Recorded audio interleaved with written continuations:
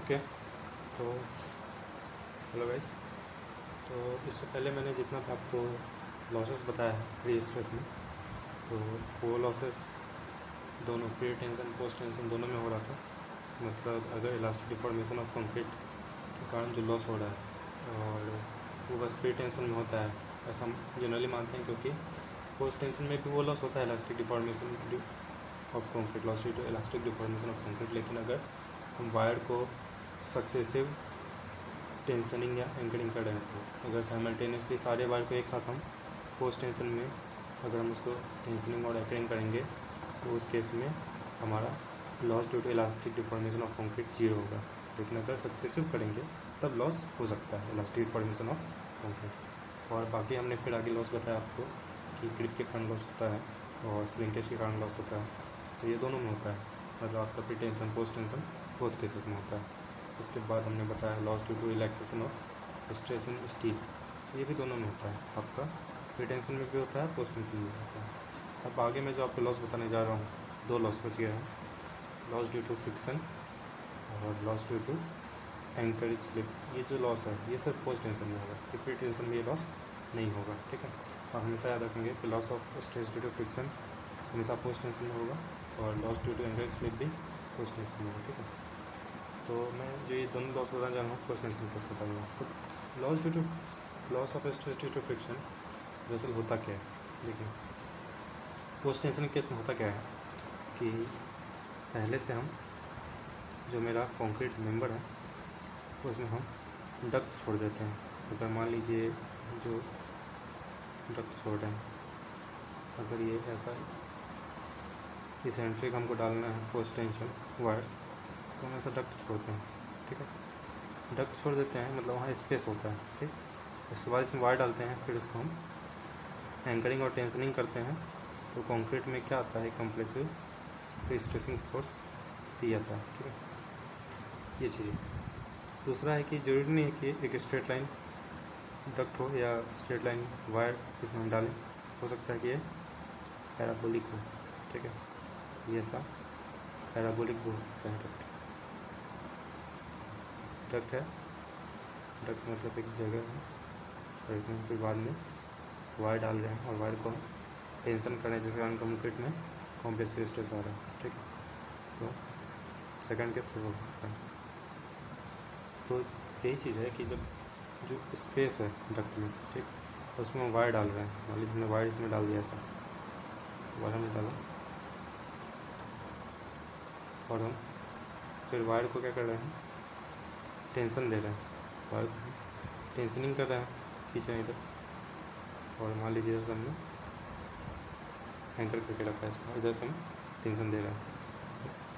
जैसे जैसे वायर में टेंशन आएगा, क्योंकि यहाँ पे क्या है, वायर इसके अंदर है और ये कंक्रीट का सरफेस है, तो वायर का क्या होगा, इसके साथ जैसे जैसे ये वायर मूव करेगा तो कंक्रीट का सरफेस का फ्रिक्शन लगेगा इस पर, और इस फ्रिक्शन के कारण क्या होगा कि हम जितना हम इसमें इनिशियल स्ट्रेस देना चाह रहे थे उतना ना करके इसमें फ्रिक्शनल लॉस भी होगा।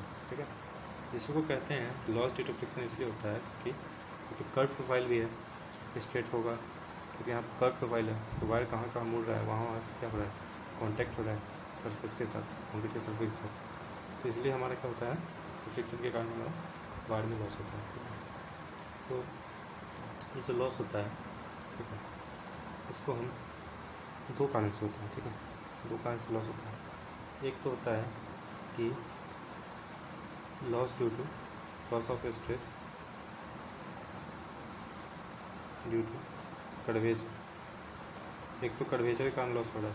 ठीक है, मतलब हमारा एक कर्व है, तो इसके कारण उसमें जहाँ जहाँ मेरा फ्रिक्शन के कारण कांटेक्ट हो रहा है वहाँ फ्रिक्शन लॉस हो रहा है। ठीक है, तो ये एक तरह से कर्वेचर के कारण हो रहा है। सेकंड जो हमारा लॉस होता है वो होता है loss of stress due to wobble effect, wobble effect या इसको हम कहते हैं वेव इफेक्ट, वॉबल कहते हैं, इफेक्ट कहते हैं, वेव इफेक्ट कहते हैं। ठीक है, तो ये हमारा होता क्या है, देखिए होता क्या है कि हमने तो मान लीजिए हमें एक पैराबोलिक प्रोफाइल देना है, पैराबोलिक पोस्ट टेंशन प्रोफाइल ऐसा देना है, ऐसा देना है, ठीक है। उसके लिए डक भी हम क्या ऐसा बनाएंगे, ऐसा हम डक बनाएंगे, डक भी ऐसा हमको छोड़ना पड़ेगा, ठीक है। लेकिन ये जरूरी नहीं है कि जैसा हम डक छोड़ना चाह रहे हैं, ठीक है, एकदम इस प्रोफाइल को मैच करता हुआ डक नहीं।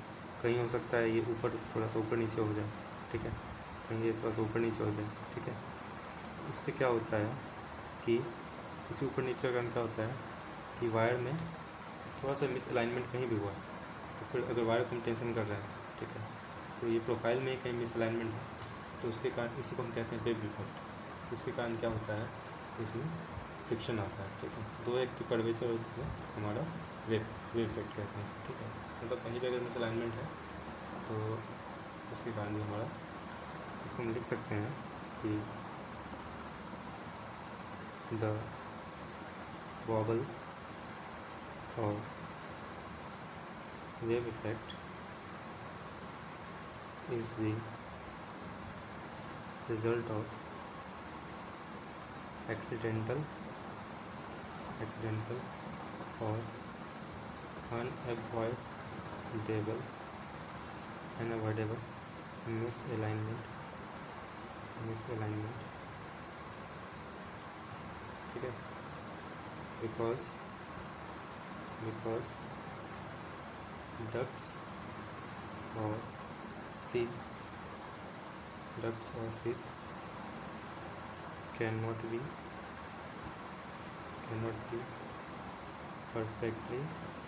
perfectly located to follow a predetermined profile, okay. मतलब जैसा हम चाह रहे हैं वायर को अगर through out the length of the beam, through out the length of the beam, ठीक है।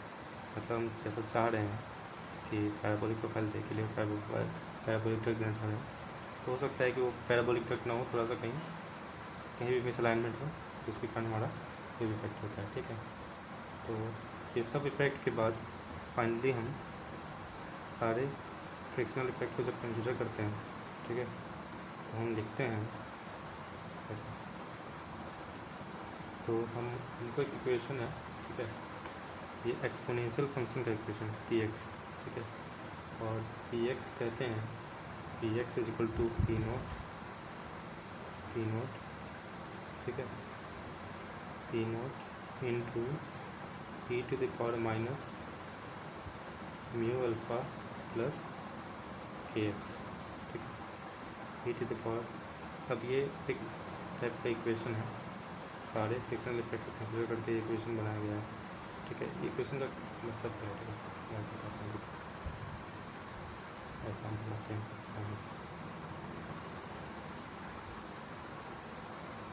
पैराबोलिक प्रोफाइल बनाते हैं, ठीक है। ये है पैराबोलिक प्रोफाइल। यहाँ पे हमारे लिए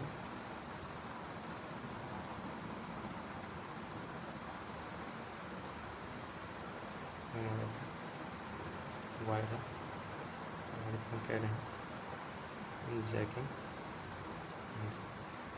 ठीक है। ये हमारा केबल है, ठीक है, और ये डिस्टेंस मान लेते हैं x। तो ये px है, मतलब अगर हम इसमें पोस्ट टेंशनिंग कर रहे हैं, ठीक है, मतलब जैकिंग कर रहे हैं, ठीक है, इधर से मान लीजिए फिक्स कर दिए, इधर से फिक्स कर दिए, इधर से जैकिंग कर दिए, ये जैकिंग है, एक तरफ से फिक्स, एक तरफ से जैकिंग। तो यहाँ पे कहता ये है कि अगर हम यहाँ पे पी नॉट स्ट्रेस से पोस्ट टेंशनिंग कर रहे हैं, तो हमारा फ्री स्ट्रेस यहाँ पे पी नॉट है, ठीक। लेकिन ये एक्स डिस्टेंस पे ये पी नॉट नहीं रहेगा, ये पी एक्स हो जाएगा, क्योंकि फ्रिक्शन के कारण क्या हो रहा है, लॉस हो रहा है स्ट्रेस में, ठीक है। ये पी एक्स रहेगा, ठीक। यही हमारा ये कहता है इस केस में P X is equal to P naught into E to power minus mu alpha plus K X. और अगर आप जानते हैं मैथ्स पढ़े होंगे तो उसमें आपने पढ़ा होगा कि e⁻x से e⁻−x को एक्सपेंड कर सकते हैं, ठीक है। तो जब एक्सपेंड करते हैं और अगर बहुत स्मॉल वैल्यू होता है, ठीक है, इस पूरे का अगर वैल्यू बहुत स्मॉल है, ठीक है, तो इसको हम लिख सकते हैं 1 minus mu alpha plus kx, ठीक है, और स्मॉल वैल्यूज, ठीक है। तो हम ऐसा इसको लिखते हैं, ठीक है। तो यही हुआ हमारा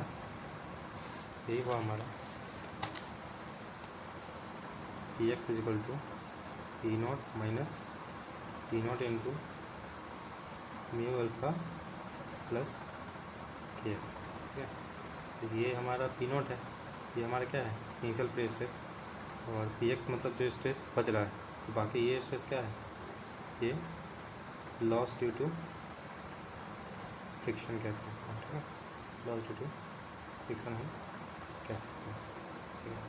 अब इसमें हम जो टर्म डिनोट कर रहे हैं ये क्या है, म्यू अल्फा kx। चलिए आप इसमें आपको कुछ पता नहीं म्यू क्या है, अल्फा क्या है, kx क्या है, ठीक है, तो सब चीज़ होता है, ठीक है। यहाँ पे लिखेंगे where p0 is equal to pre stressing force at the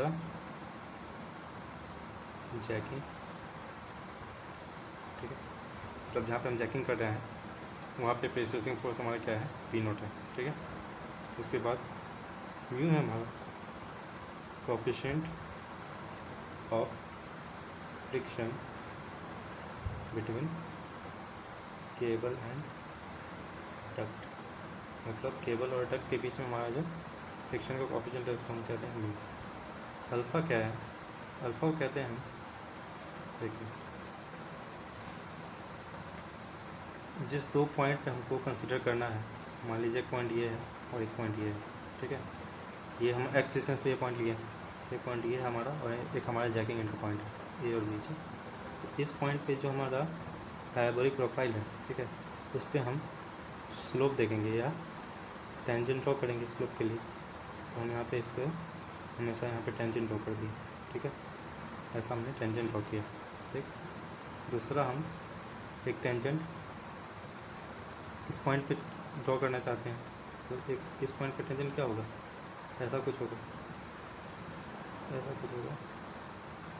ठीक है, ऐसा कुछ होगा। तो ये टेंजेंट और ये, ठीक है, तो ये दोनों टेंजेंट के बीच में जितना एंगल बनेगा, ठीक है, उसी को कहेंगे हम अल्फ़ा। तो ये और ये इसके बीच में एंगल देखना है, तो इसके पैरेलल ऐसा ड्रॉ कर देते हैं यहाँ पे ऐसा, और ये एंगल हमारा हो गया अल्फ़ा, ठीक है। चलिए हम फिर से साफ से दिखा देते हैं आपको, यहाँ पे आपको दिख रहा होगा, ठीक है। हमको दो पॉइंट के बीच में कंसिडर करना है, ठीक, मतलब एक्स डिस्टेंस पे हमको देख रहे हैं कि हमारा स्ट्रेस कितना बच रहा है, अगर फ्रिक्शन लॉस को हम माइनस कर रहे हैं तो px है, ठीक। तो पहला तो हमारा जैकिंग एंड पॉइंट और दूसरा हम जितना डिस्टेंस देखना चाहते हैं, तो ये पॉइंट, दो पॉइंट। तो हमारा प्रोफाइल कैसा है, पैराबोलिक है, ऐसा पैराबोलिक प्रोफाइल है, ठीक है, दिख रहा है आपको parabolic profile.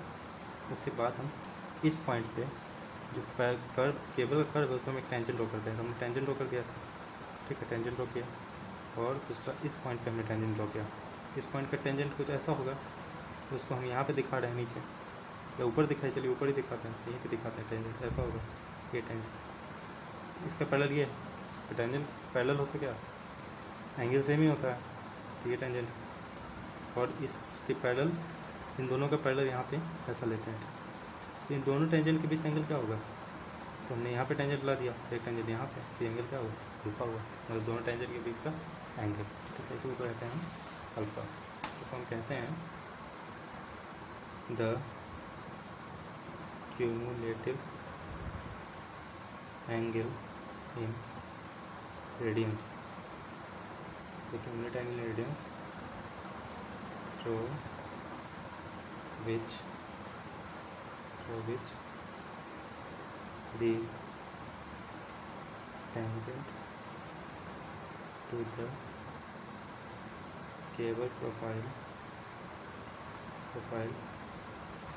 Has turn between any two points under consideration.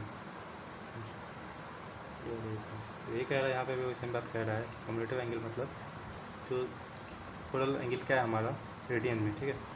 Which to the tangent to the cable profile, मतलब केबल प्रोफाइल के बीच तो ऐसा केबल प्रोफाइल है, तो एक टेंजेंट यहाँ है और दूसरा टेंजेंट क्या है, इस पॉइंट पे देखना है तो यहाँ है, तो इसको हम यहाँ ले आए, यहाँ पे देखना चाह रहे हैं यहाँ ले आए, तो ये जो एंगल है इसी को हम कह रहे हैं अल्फ़ा, ठीक है। मतलब इसके पैरेलल एक टेंजेंट यहाँ ड्रॉ कर दिए और ये टेंजेंट तो हमको पता ही है, तो ये अल्फ़ा एंगल देख पा रहे हैं, ठीक है। तो यही कह रहे हैं यहाँ पे between any two points under consideration, मतलब दो पॉइंट के कंसिडरेशन में हम टेंजेंट ड्रॉ करके और एंगल देख ले रहे हैं दोनों के बीच का एंगल, ठीक है। इसको अल्फ़ा कह रहे हैं। ये क्या है, फ्रिक्शन कोफिशिएंट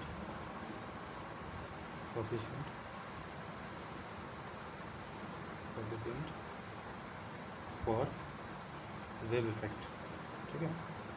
मतलब हमें बताएं वेव या बबल इफेक्ट होता है, मिसअलाइनमेंट होता है डक्ट में, इसी कारण उसके कारण एक फ्रिक्शन कोफिशिएंट के अलग है, और ये जनरल फ्रिक्शन कोफिशिएंट मेरा फ्रिक्शन जो लग रहा है केबल और डक्ट के बीच में उसके लिए अलग है, तो म्यू और अल्फा के का दो वैल्यू अलग अलग है। तो आप बताइए का वैल्यू क्या होता है 2.7183, लेकिन स्मॉल एंगल के लिए का जरूरत नहीं है, हम उसको तोड़ के आपको बताया है कि उसको हम ऐसे लिख सकते हैं P0 minus P0 into mu alpha plus KX। तो इंडियन स्टैंडर्ड कोड है IS 1343, देखिएगा। तो वहाँ पे म्यू का बहुत सारा वैल्यू रिकमेंड किया गया है, वैल्यू ऑफ म्यू रिकमेंडेड, ठीक है। तो डिफरेंट वैल्यूज है, म्यू होता है 0.55, 0.35, 0.25 और 0.18 से 0.3, 0.15 से 0.25, तो डिफरेंट केस के लिए होता है, ठीक है। पहला केस में 0.5 का मतलब अगर स्टील मूव कर रहा है, steel moving on smooth concrete, तो स्मूथ कंक्रीट पे मूव कर रहा है तो 0.5, स्टील अगर मूव कर रहा है moving on steel fixed to duct, मतलब डक्ट में हमने स्टील डाल दिया पहले से और इसमें हम मेरा वायर मूव कर रहे हैं। तीसरा steel moving on steel fixed to concrete, मतलब इस बार हमने कंक्रीट में ही स्टील फिक्स कर दिया है और इसमें स्टील मूव कर रहा है, तो 0.25 कम, ठीक है। चौथा स्टील मूविंग ऑन लेड एक एलिमेंट है, अगर इस पर स्टील मूव कर रहा है तो 0.25, और भी है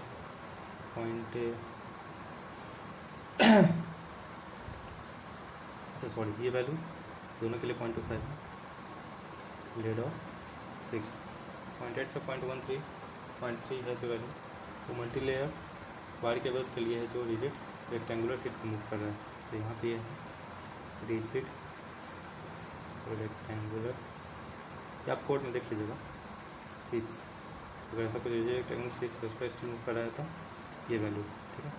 और ये जो हमारा लास्ट का है 0.15 से 0.25, ठीक है। तो ये हमारा जो वैल्यू है वो है multilayer wire cables with spacer plates, spacer plates दिया है, स्पेसर प्लेट्स, तो ये वैल्यू डिफरेंट वैल्यूज है, ठीक है। इसी तरह के का वैल्यू भी आइस को रिकमेंड करता है, तो के का वैल्यू जो है वो 0.15 है पर 100 मीटर फॉर नॉर्मल कंसिडरेशंस, मतलब 0.15 लेते हैं पर 100 मीटर के लिए, ठीक है, और 1.5 लेते हैं पर 100 मीटर फॉर 3 वाल्ट टक्स के लिए, ठीक है। और जहाँ पे हैवी वाइब्रेशंस इनकाउंटर्ड होगा। ठीक है, ये सब मतलब कोड में आप देखेंगे ऐसा कंडीशंस है उसके लिए डिफरेंट म्यू और के का वैल्यूज है। ठीक है, तो यही है हमारा लॉस ड्यू टू फ्रिक्शन। ठीक है, और भी बातें हैं। ठीक है, और भी बातें हैं मैं आपको बताना चाहूँगा यहाँ पे। जैसे कुछ बात ये है कि इसका जो वैल्यू है कोएफिशिएंट ऑफ फ्रिक्शन का वैल्यू म्यू का, उसको हम घटा सकते हैं। कैसे घटाएंगे? तो हम क्या करते हैं, जो सरफेस है कॉन्टैक्ट सरफेस स्टील और कंक्रीट के तक के बीच का, उसमें हम लुब्रिकेंट्स देते हैं या ग्रीसेस देते हैं, ऑयल्स देते हैं, रिफाइंड मिक्सचर्स देते हैं, पैराफिन देते हैं। ये सब चीज़ देने से क्या होता है, इसका वैल्यू कम हो जाता है। ठीक है, तो बहुत कम वैल्यूज हो जाता है ये सब देने से। ठीक है, ये सब डिफरेंट चीज़ है जो कोड में दिया हुआ है, और हम आपको बताएंगे अब कि इस पर क्वेश्चन सॉल्व करके दिखाएंगे कि लॉस ड्यू टू फ्रिक्शन होता है तो कैसे उसको हम सॉल्व करेंगे। तो तब तक देते हैं। Thank you.